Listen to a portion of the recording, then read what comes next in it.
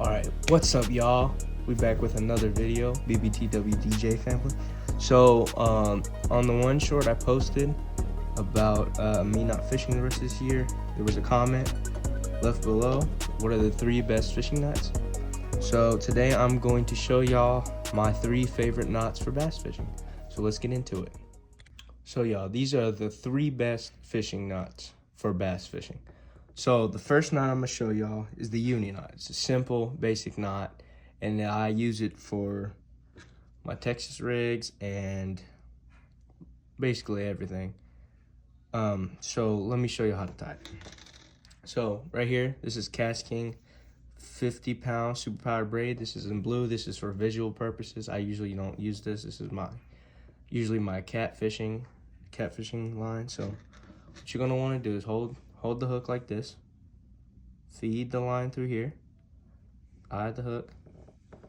So you want to bring this up, make a loop around 3 fingers like that. Then what I like to do is I like to grab that loop and pinch it like that, so it's threaded between both sides of the hand. So with this line right here, what you're going to want to do is you're going to stick it through that loop and around the outside line. 2, 3, 4, 5, 6, 7, 8. So then you want to do this. So you want to watch that line all come together like that. And then what you want to do, you want to wet it. Just use a little bit of spit.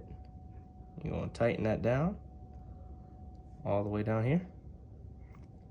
Like that. Pull it tight on both sides. There you go. That's your uni knot right there. Go ahead and do this. Take your cutters. Then I like to leave a little bit of line on there. Just because.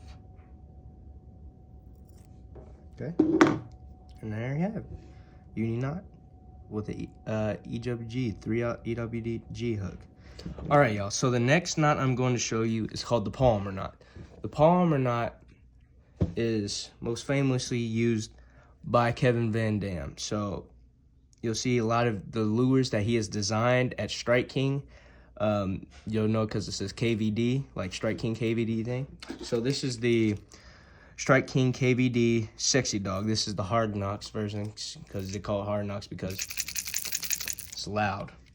So with top waters, I like to use the Palmer knot because I feel like the Palmer knot exceeds in top waters, like the knot in top waters. So let me show you how to tie this knot. So what you're gonna do, take the line all the way down here, pull the line out a little bit, bring this end over here to like right about here. So this line is like flush with this part. Come all the way down. So the little loop part, I'm gonna pinch it so it's nice and small. Put this through the eye of the hook. I mean the eye of the top water. Like this. Okay, pull it through. And we're going to tie what's called an overhand knot. So you take it like this, go over, then under. You want to grab this loop right here while keeping this here.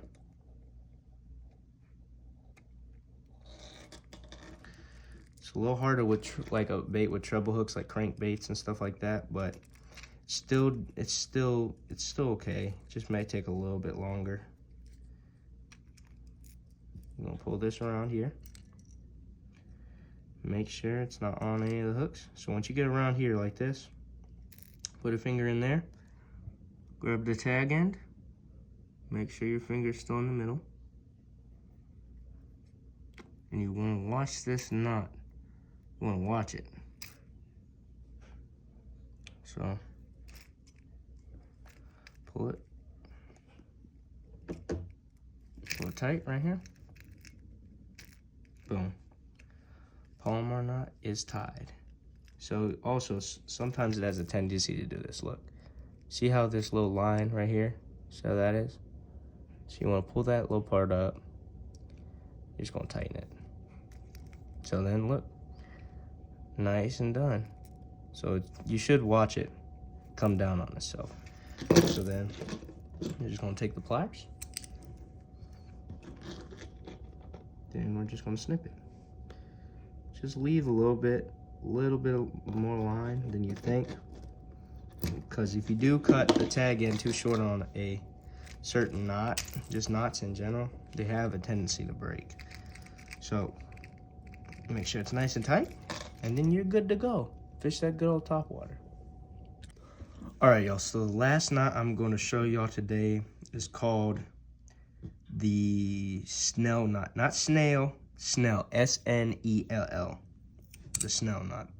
So how you gonna want to tie this? So you want to get yourself a flipping hook like this. This is a 6th Sense 4/0 flipping hook. So you probably want to get this in like a 5/0. This is because it's a little bit bigger and has a little bit more room here. But so this is how you're gonna tie it. So you're gonna take your line right this. You're gonna feed it through the hook this way. So it's going through the back, or it's coming through the front, coming out the back. So you want to pull out a decent bit of line like this. You're going to fold the line back over itself like that. So you're going to have like a little loop right here. So once that loop is formed like that, can y'all see that line right, the loop right there? You want to pinch that off. So up here in this area, you want to take the rest of that line right here, and you're going to wrap it around this part. So this little guard right here keeps it from moving. So you're going to wrap this 6 to 8 times. 2, 3, 4, 5,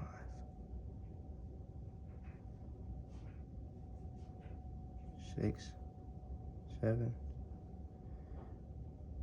Okay.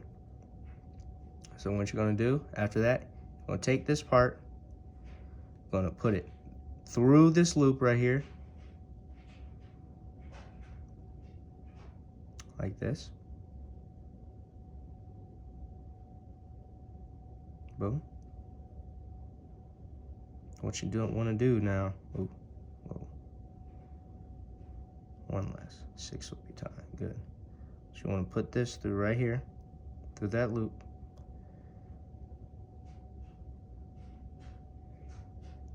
Like that. Get a little bit lubricated. You're going to pull that tight. Right there.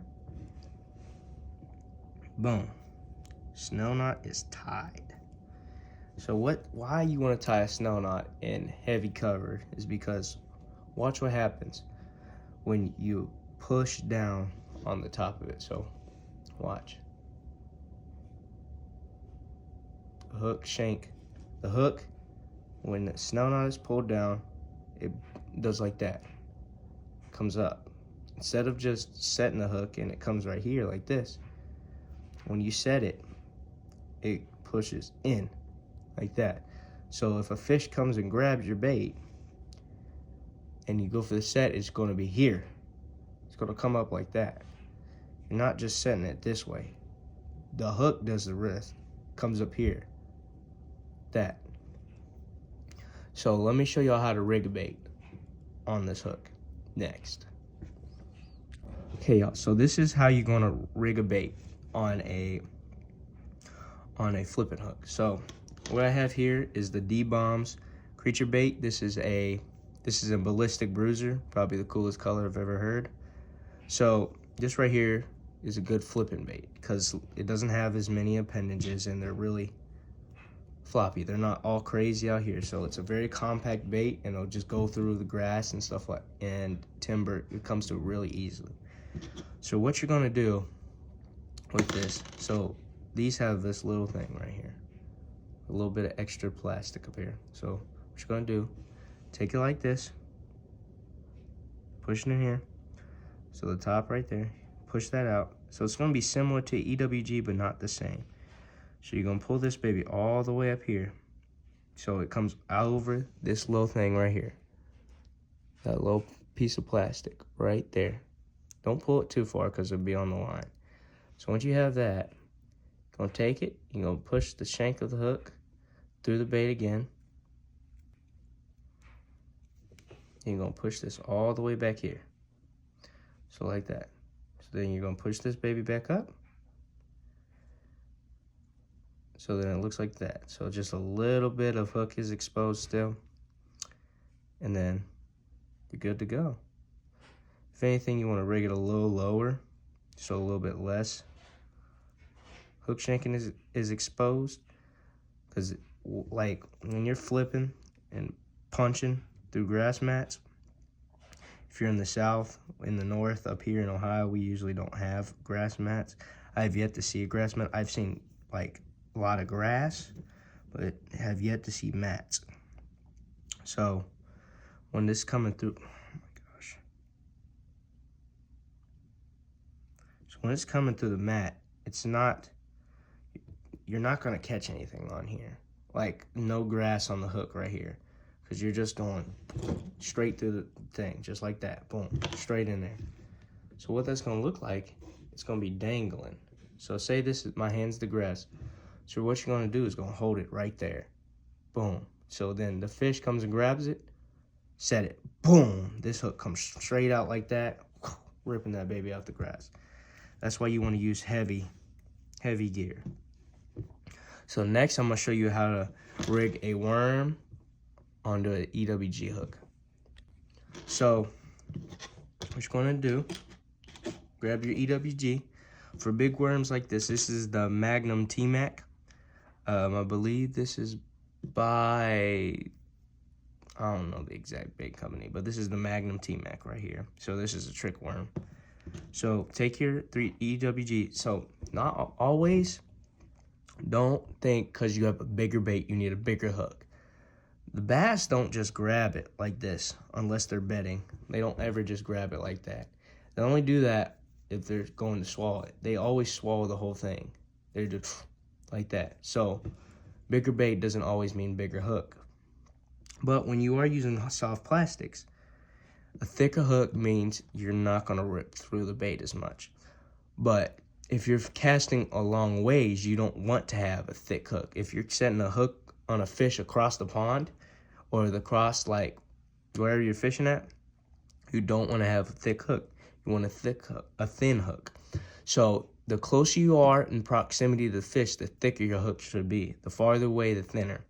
So this is like a lighter wire hook, so it's not as thick.